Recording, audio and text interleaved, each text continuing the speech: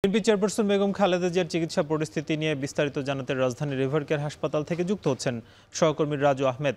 রাজু, জানতে চাই যে খালেদা জিয়ার শারীরিক পরিস্থিতি নিয়ে কি বলছেন চিকিৎসকরা এবং কি তথ্য আছে আপনার কাছে?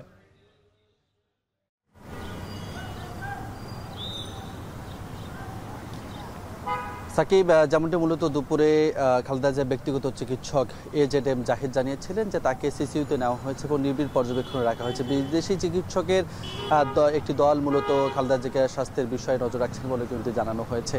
জানিয়ে রাখতে চাই যে গত রোববার খালেদা জিয়াকে অসুস্থতা ফিল করার কারণে কিন্তু এখানে তাকে ভর্তি করা হয় এবং আজ তাকে সিসিইউতে ভর্তি করা হয়েছে।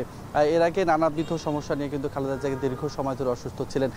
দুপুরে যেমনটি মূলত জানানো হয়েছিল এবং গত 3 দিন ধরে যে তথ্যগুলো মূলত দেওয়া হয়েছিল চিকিৎসকদের পক্ষ থেকে, খালেদা জিয়া নতুন করে বুকে ইনফেকশনের কথা বলা হয়েছে এবং আজকে যেহেতু অবস্থার কিছুটা অবনতি হয়েছে সেই জন্য নিবিড় পর্যবেক্ষণের জন্য কিন্তু তাকে সিসিইউতে নেওয়া হয়েছে। এটি মূলত শেষ পর্যন্ত তার যে ব্যক্তিগত চিকিৎসক ডক্টর জাহিদ তিনি মূলত এই বিষয়টি জানিয়েছিলেন।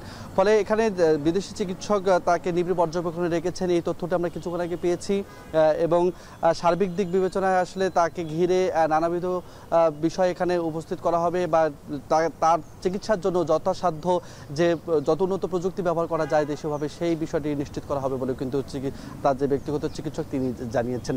আর সেই সঙ্গে জানাতে চাই যে এই খালেদা জিয়ার সুস্থতার জন্য দলীয়ভাবে বেশ কিছু উদ্যোগ নেওয়া হয়েছে। সার্বিকভাবে এখন পর্যন্ত যেটি আমরা জানতে পেরেছি যে তাকে বিদেশি চিকিৎসক দলের নেতৃত্বে মূলত পর্যবেক্ষণ করা হয়েছে এবং নিবিড় পর্যবেক্ষণে রাখা হয়েছে। সাকিব, এই ছিল আসলে আমার কাছে এভারকেয়ার হাসপাতাল থেকে সর্বশেষ।